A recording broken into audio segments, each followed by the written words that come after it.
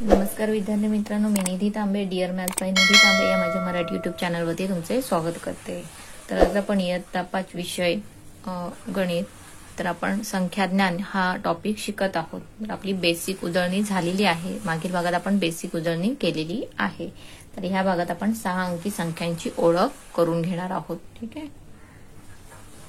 तर इथे बघा, आपल्याला 5 अंकी मोठ्यात मोठी संख्या कोणती आहे सांगता येईल तुम्हाला? 5 अंकी मोठ्यात मोठी संख्या, सर्वात मोठी संख्या. ठीक आहे. तर आपण कसं लिहितो? सर्वात मोठी संख्या 5 अंकी कोणती असणार आहे? 99,999. बरोबर. मी सांगितलं ना, तोच अंक परत आला तरी चालतो.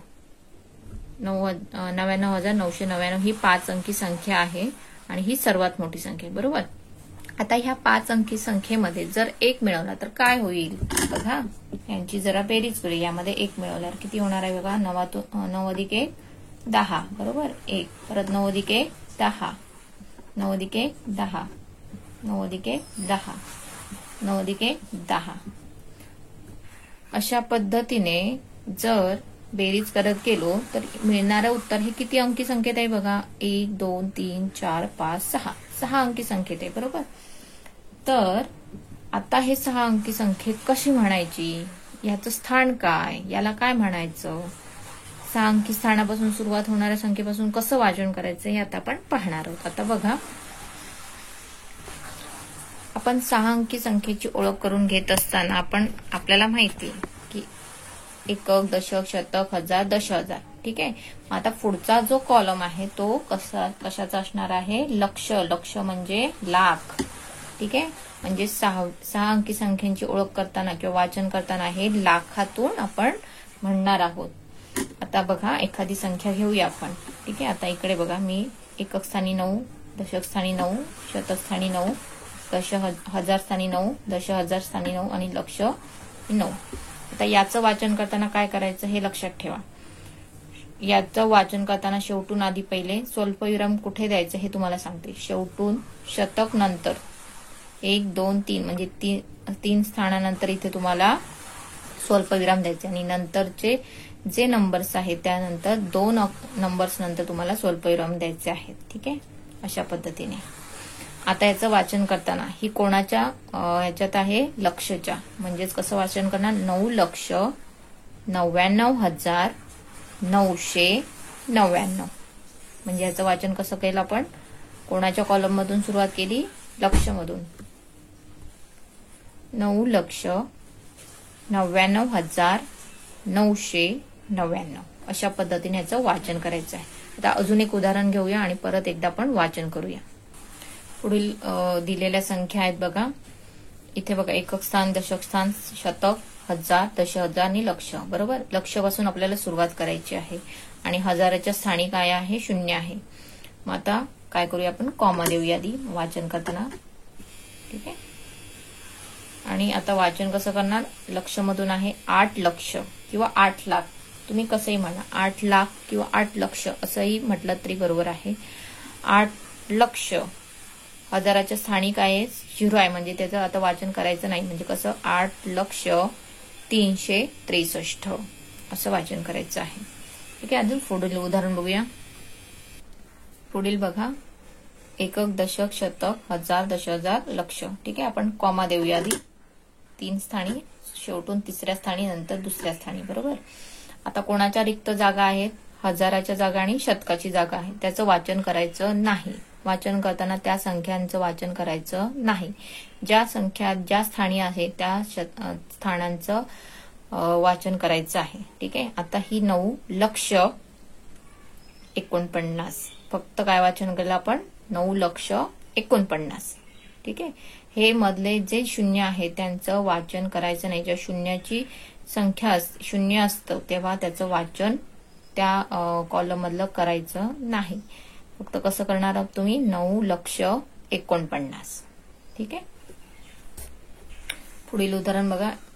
काय करायचं? आपल्याला वाचन करायचंय म्हणून आपण काय करूया? आधी कॉमा देऊया. कॉमा दिल्यावर आपल्याला वाचायला मदत होते. ठीक आहे. लक्षचं स्थान आहे 2,35,705. ठीक आहे. असं वाचन करायचं आहे. आता तुम्हाला समजलं असेल की 6 अंकी संख्यांचं वाचन कसं करायचं आहे. ठीक आहे. आता प्रत्येक वेळी आता हे तुम्ही एकक दशक न लिहिता डायरेक्ट तुम्ही आता वाचन करू शकता.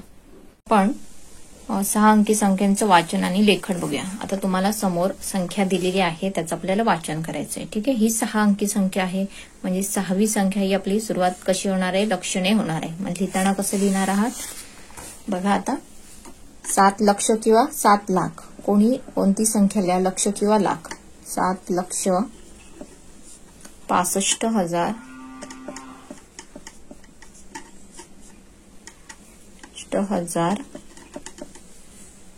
234.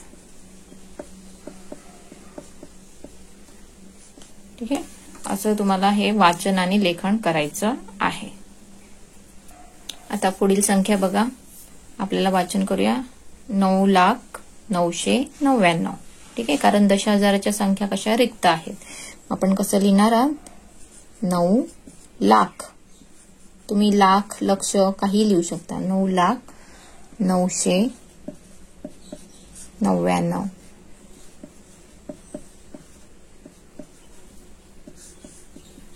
ठीक आहे. हे झालं तुमचं वाचन आणि लेखन. अशा पद्धतीने तुम्हाला दिलेल्या संख्यांचं वाचन आणि लेखन करता आलं पाहिजे. ठीक आहे. तर आता पुढे बघणार आहोत आपण. संख्यांचं लेखन दिलेलं आहे आणि त्यावरून आपल्याला काय लिहायचं आहे, अंकात त्याचं लेखन लिहायचं आहे. ठीक आहे. चला तर मग बघूया. तर आपल्याला काय करायचं, त्या संख्या वाचायची आहे आणि त्याचं अंकात लिखाण करायचं आहे. ठीक आहे. तर आता पुढे बघा उदाहरण दिले, 4,25,300. ठीक आहे. आता 4 लक्ष 4. ठीक आहे. 25,000 आणि 300 आणि पुढे काही नाही, एकक दशक दिलेलं नाही. म्हणजे ही स्थानं कशी असणार आहेत, रिक्त. जिथे वाचन होत नाही तर स्थानांचं, तेव्हा त्या ठिकाणी तिथे काय लिहायचं असतो, 0. ठीक आहे. म्हणजेच एखाद्या स्थानावर अंक नसेल तर त्या स्थानावर हा 0 अंक लिहावा. ठीक आहे. पुढील उदाहरण बघा, 8 लाख असं सांगितलं आहे. ठीक आहे. म्हणजेच इथे बाकीच्या स्थानांचा उच्चार होत नाही. म्हणजेच उरलेली स्थानं कशी आपण लिहायची, त्या स्थानी 0 लिहायचे. फक्त लक्षचं स्थान हे तिथे काय असणार आहे, 8. ठीक आहे. म्हणजे 8 लक्षचं हे स्थान, दशहजार, हजाराचं स्थान. ठीक आहे. शतक, दशक आणि एकक, हे झाले तुमचे 8 लाख. अशा पद्धतीने याचं वाचन आणि अंकात लेखन करायचं आहे. तर आता पुढे बघा, 7,49,365. ठीक आहे. आता बघा, लक्षाचं स्थान 7 बरोबर, 49,000, हजाराची स्थानं काय आहेत, पूर्ण भरलेली आहेत, म्हणजे 49,000. 300 शतकाचं स्थान 3 आणि 65 हे दशक आणि एककाचं स्थान. अशा पद्धतीने ह्या संख्या लिहायच्या आहेत. ठीक आहे. आता पुढील एक उदाहरण दिलेलं आहे, 0 ते 9 यापैकी प्रत्येक अंक एकदाच वापरून 6 अंकी 5 संख्या तयार करा. हे तुम्हाला बनवता येईल. ठीक आहे. तर तुम्हाला फक्त 0 ते 9 या अंकांचाच वापर करून तुम्हाला 6 अंकी संख्या तयार करायच्या आहेत. तर तुम्ही ते घरी तयार करा. ठीक आहे. पुढील भागात आपण शिकणार आहोत 7 अंकी संख्या, ओळख, लेखन आणि वाचन. ठीक आहे. तोपर्यंत धन्यवाद.